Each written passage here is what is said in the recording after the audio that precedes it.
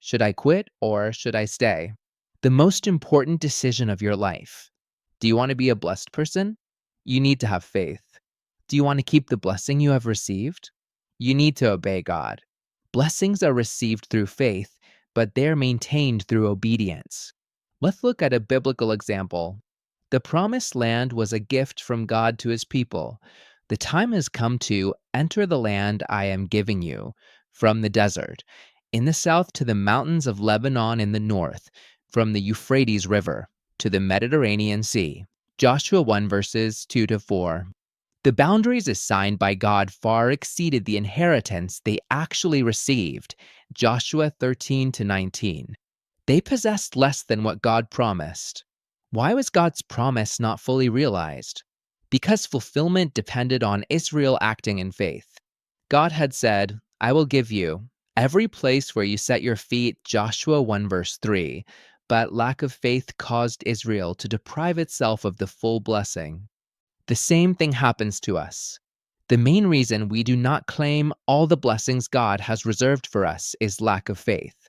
Not only did the Israelites fail to possess all the land, but they also lost what they did possess. Why?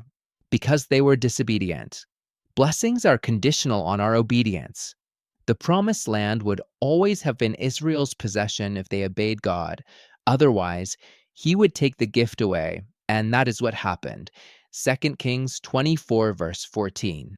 Let us reflect on our own behavior. How many people turn to God for a blessing and then, after receiving it, forget about him? They are not seen in the house of the Lord giving thanks for the favor received.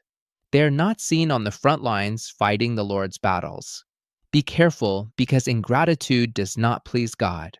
Furthermore, they return to the path of disobedience, compromising the blessing they received. The title of this message says, Should I quit or should I stay? The most important decision of life. What should we decide, leave it or not leave it? The path of life. What decision will you make? If you have never walked the path of obedience that brings life, we invite you to do so, and if you are already on it, do not abandon it. God himself allows us to choose, although he gives us his advice.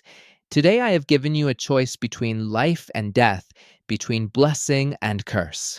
I advise you to choose life and to love God and obey him always. Deuteronomy 30 verse 19.